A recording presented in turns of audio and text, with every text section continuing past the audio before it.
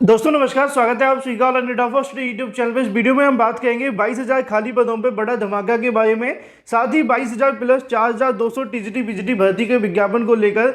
और खुशखबरी है, उत्तर प्रदेश की एक और यहाँ से जो परीक्षा को लेकर एग्जाम डेट का अनाउंसमेंट कर दिया गया है। साथ ही बात करेंगे नई प्राथमिक और एडेड जूनियर के बारे में। एक ही करके सारी जानकारी आप सभी को देते हैं। वीडियो को लाइक कर दें, साथ ही शेयर कर दें और चैनल को सब्सक्राइब कर लें, जिससे कि जानकारी आप सभी को ऑनलाइन डेटा फर्स्ट चैनल से रियल एंड ऑथेंटिक सबसे पहले मिलती है। चलिए दोस्तों, वीडियो शुरू करते हैं।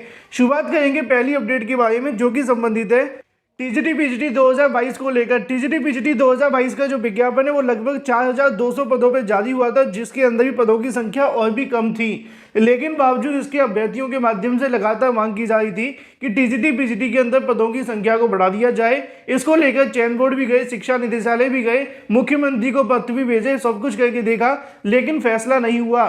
अंततः अगर बात की जाए टीजीटी पीजीटी के अंदर 22,000 खाली सीटें जुड़वाने के लिए एक बड़ा धमाका होता हुआ दिखाई दे रहा है, जिसके अंदर कोर्ट के माध्यम से टीजीटी पीजीटी के अंदर 22,000 पद ऐड करने के लिए high court of judiciary at Allahabad के अंदर याचिका दाखिल कर दी गई है। मैंने आप सभी को कल परसों ही जानकारी दी थी कि छात्रों के माध्यम से याचिका की फिलिंग के लिए जो तैयारियां वो शुरू कर दी गई हैं। और यहाँ पे आप सभी फाइल देख पाए, जो कि आप सभी को देखने के लिए यहाँ पे आप सभी को उसके बारे में जानकारी भी देखने के लिए मिल जाती है। In the high court of judiciary at Allahabad civil miscellaneous writ petition number आप सभी के सामने जल्द दे दिया जाएगा, क्योंकि रिट पिटीशन नंबर मिलता है कुछ दिनों के बाद में। यहाँ पे आप सभी के सामने नाम भी देखने के लिए मिल जाते हैं। इसके अलावा पार्टी किस किस को बनाया है वो आप सभी यहाँ से देख सकते हैं। State of UP additional chief secretary को, जो कि एजुकेशन उत्तर प्रदेश लखनऊ से हैं।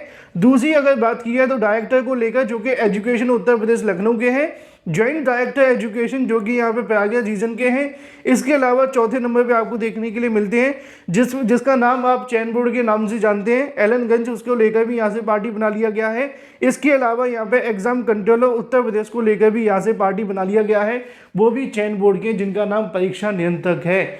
इन शॉर्ट अगर कहा जाए तो इन सभी को पार्टी बनाकर छात्रों ने जो याचिका है वो दाखिल कर दी है। और इस याचिका के अंदर सबसे बड़ा मुद्दा यही है कि 22,000 सीटों को लेकर जो सुप्रीम कोर्ट ने आदेश दिया था जोड़ने के लिए, आखिर उसको लेकर कोई फैसला क्यों नहीं हुआ? उस मुद्दे के बारे में सरकार मौन क्यों है? अगर सरकार इस मुद्दे को लेकर मौन नहीं होती तो अब तक 22,000 पदों को सरकार जोड़ चुकी होती, क्योंकि सुप्रीम कोर्ट के आदेश को आए लगभग 2 साल से ज़्यादा का समय होता हुआ दिखाई दे रहा है, लेकिन अभी तक सरकार इन पदों को लेकर पूरे तरीके से डीएक्टिवेट है। इन तमाम मुद्दों को ध्यान में रखते हुए हाई कोर्ट के अंदर एक याचिका दाखिल कर दी गई है। अब देखना ये होगा कि हाई कोर्ट के अंदर होने वाली सुनवाई में कोर्ट का रुख किस प्रकार देखने के लिए मिलता है। और अगर वो 4,200 प्लस 22,000 मतलब 22,000 प्लस 4,200 को जोड़ने का आदेश देते हैं तो सरकार उसको कितना मानती है और नहीं मानती है, क्योंकि सरकार इतनी जल्दी ऑर्डर्स पे ध्यान नहीं देती, ये बात हम भी जानते हैं। सुप्रीम कोर्ट के ऑर्डर 2 साल से लटका हुआ है, सरकार ने नहीं माना था, लेकिन अंततः हाई कोर्ट के अंदर 22,000 सीटों को जुड़वाने के लिए याचिका दाखिल कर दी गई है। अब देखना होगा कोर्ट के माध्यम से क्या आदेश दिया जाता है, क्योंकि सुप्रीम कोर्ट का तो यही आदेश था कि यहाँ पे तदर्थ शिक्षकों के पदों को खाली पदों के माध्यम से चयन बोर्ड की तरफ से भर्ती का विज्ञापन निकाल के भरा जाए। ऐसा 2 साल से अभ्यर्थी इंतजार भी कर रहे थे। एक भर्ती आई, उसके अंदर नहीं जुड़े, दूसरी भर्ती आई, इसके अंदर भी नहीं जुड़े। अब डिपेंड करता है कोर्ट के ऊपर। जो भी अपडेट होगी आप सभी को इस चैनल के माध्यम से लगातार मिलती रहेगी। इसी बात पे वीडियो को लाइक कर दें, साथ ही शेयर कर दें और चैनल को सब्सक्राइब करना बिल्कुल ना भूलें। बात कर लेते हैं अपनी अगली अपडेट की तरफ, जो कि संबंधित है खुशखबरी को लेकर एग्जाम डेट के बारे में। एग्जाम डेट को लेकर यहाँ से एक और नया नोटिफिकेशन जारी किया गया है, जिसको लेकर जानकारी आपको यहाँ से देखने के लिए मिलेगी। अगर बात की जाए जिला विद्यालय निरीक्षक गोंडा की तरफ से यहाँ से जारी किया जाता है इन तमाम अधिकारियों के अलावा तारीख भी लिखी हुई है कि 28/7/2022 को यहाँ से जो परीक्षा वो करवाने के संबंध में पत्र जारी होता है। और ये जो परीक्षा आपको देखने के लिए मिलेगी उत्तर प्रदेश अधीनस्थ सेवा चयन आयोग की तरफ से होने वाली पीईटी, जिसको हम कहते हैं प्रारंभिक अर्हता परीक्षा। नीचे आप सभी के सामने जानकारी देखने के लिए मिल जाती है कि 18 सितंबर को 2 पालियों में आपकी जो परीक्षा है वो करवाई जाएंगी। दिन रविवार को इस परीक्षा का आयोजन देखने के लिए मिलेगा, जिसके बारे में लगभग पहली पाली में 3200 एवं दूसरी पाली में 32,000 अभ्यर्थी परीक्षार्थी यहाँ पे संख्या के रूप में सम्मिलित होने वाले हैं। पीईटी को लेकर यहाँ से 2 बातें पूरी तरीके से तय हो चुकी हैं कि आपकी परीक्षा 18 सितंबर को ही होगी, इसमें कोई बदलाव अब नहीं किया जाएगा। तो अपनी प्रिपरेशन में लग जाइए और लगातार अपनी तैयारी करते रहिए, जिससे कि आपको इंतजार बिल्कुल ना करना पड़े। ये बात हो जाती है पीईटी को लेकर। बात कर लेते हैं अपनी अगली अपडेट की तरफ, जो कि संबंधित है नई प्राथमिक शिक्षक भर्ती को लेकर। उत्तर प्रदेश में नई प्राथमिक शिक्षक भर्ती का विज्ञापन जारी करने के लिए लगातार अभ्यर्थियों ने चुनाव से पहले मांग की थी। चुनाव के पहले तक कहीं ना कहीं सरकार ने जैसे तैसे 17,000 भर्ती का ऐलान भी किया, लेकिन जिन्होंने किया था वो शिक्षा मंत्री चले गए। नए शिक्षा मंत्री आए तो उन्होंने पूरा का पूरा जज्बात बदल दिए। ना तो वो भर्ती को लेकर बात करते हैं और ना ही भर्ती का विज्ञापन जारी करने के संबंध में। अब अभ्यर्थियों के माध्यम से एक बार फिर से जागरूकता दिखाई जा रही है। नई प्राथमिक शिक्षक भर्ती के विज्ञापन के लिए अभ्यर्थी एक बार फिर से एकजुट होते हुए दिखाई दे रहे हैं, जिसमें उनकी मांग है कि नई प्राथमिक शिक्षक भर्ती का विज्ञापन जारी करने के लिए अब वो समय आ चुका है जब छात्रों को एक बार फिर से सड़कों पर उतरना पड़ेगा और अपनी मांग को यहाँ पर आगे लाना पड़ेगा। तभी सरकार छात्रों की सुनेगी और तभी नई प्राथमिक सुपर टीईटी का जो विज्ञापन है वो जारी होगा। क्योंकि उत्तर प्रदेश के पड़ोसी राज्यों में एक के बाद एक भर्तियों के विज्ञापन आ रहे हैं, लेकिन उत्तर प्रदेश ही एक ऐसा राज्य है जहाँ पर प्राथमिक शिक्षक भर्ती का विज्ञापन के लिए 4 साल से ज़्यादा का इंतजार करना पड़ रहा है। और आचार संहिता से पहले रात दिन एक करके 40 दिन 45 दिन हम सब ने जमीनी स्तर पर संघर्ष किया लगातार। उस लड़ाई में शिक्षा मंत्री जी जो रह चुके थे सतीश द्विवेदी जी, वो थे 17,000 का विज्ञापन निकाला। फिर उसके बाद नए हमारे शिक्षा मंत्री जी संदीप सिंह जी आए और इन्होंने उसको कैंसिल कर दिया। तो कहीं ना कहीं हमने आपने अपनी ताकत नहीं दिखाया। वो समय भी नहीं आया था क्योंकि सरकार का गठन हुआ, सरकार के बाद मंत्रिमंडल का गठन हुआ, फिर उसके बाद सरकार अपना नए चीज़ों पे पाने के बाद, पद ग्रहण करने के बाद नया जोश नया उत्साह में कार्य कर रही थी। तो सबसे पहले मैं बता दूं कि देखिए, हर लड़ाई लड़ने के लिए एक रणनीति होना चाहिए, एक मजबूत कार्यकारिणी होना चाहिए और एक बड़ी संख्या होनी चाहिए। तो उसके लिए हमें कार्य करने की आवश्यकता है। ऐसा नहीं कि आपने देखा होगा कि माननीय शिक्षा मंत्री जी भी हमारी बातों को नहीं सुन रहे हैं और मुख्यमंत्री जी भी इस समय हमारे मुद्दे नई शिक्षक भर्ती पे ध्यान नहीं दे रहे हैं। तो उसका कहीं ना कहीं कारण यह है कि मुख्यमंत्री जी को हम सबकी ताकत पर का तनिक भी प्रभाव नहीं है।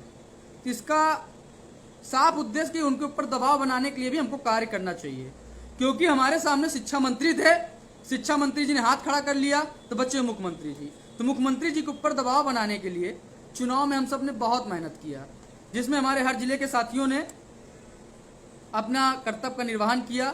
एक एक लाठी अपने शरीर पर इसलिए खाया कि हमें आगे नौनिहालों को पढ़ाने का मौका और प्राथमिक शिक्षक बनने का मौका मिलेगा। तो जिसके तहत हमने एक बढ़िया मैप तैयार किया, क्योंकि इलाहाबाद की धरती को मजबूत करने के बाद लखनऊ प्रस्थान हुआ। वहाँ पर अच्छी टीम गठित होने के बाद हमें ये लगा कि लोकसभा का चुनाव आ रहा है। उससे पहले ही प्रधानमंत्री जी का दौरा बनारस में होना शुरू हो चुका है। अब वो बीच बीच में आना शुरू करेंगे बनारस की धरती पर, तो क्यों ना हमें बनारस को ही मजबूत किया जाए। उसके तहत बनारस मंडल को मजबूत किया गया। वहाँ पर 3 दिन रुक करके, जिस प्रकार से लखनऊ की धरती पर रुक करके रात दिन एक करके हमने वहाँ पर सारी कोचिंगों में जा करके एक एक बच्चे को सक्रिय। तो जैसा कि आप सभी ने देखा कि अभ्यर्थियों के माध्यम से सक्रियता शुरू कर दी गई है। छात्रों का कहना है जल्दी 15 अगस्त के बाद में इस भर्ती को लेकर एक बड़ा धरना प्रदर्शन भी देखने के लिए मिलेगा। बात कर लेते हैं एडेड जूनियर शिक्षक भर्ती के संबंध में। एडेड जूनियर को लेकर सचिव परीक्षा नियामक प्राधिकारी से आज की तारीख में एक बार फिर से जानकारी लेने का प्रयास हुआ। तो यहाँ पर जानकारी देखने के लिए मिली है कि एडेड जूनियर शिक्षक भर्ती के लिए 2 बातें शासन की तरफ से आनी बाकी हैं। पहला, नए परिणाम को घोषित करने के लिए। दूसरा, पुराने परिणाम को रद्द करने के लिए शासन आदेश जारी करने के लिए। पीएनबी की महिमा बहुत अपरंपार है, आपके समझ के बहुत परे है। उसकी वजह यह है कि पीएनबी के पास कोई अधिकार नहीं है। जिसके पास कोई अधिकार ना हो वो किस प्रकार काम करेगा, यही हालात हैं। मैंने आज पीएनबी से जब जानकारी ली कि परिणाम कब तक घोषित होगा, अब तो अभ्यर्थी भी परेशान हो चुके हैं। तो उनका कहना है कि परिणाम को रद्द तो करे सरकार, परिणाम पहला वाला अभी तक रद्द नहीं हुआ है।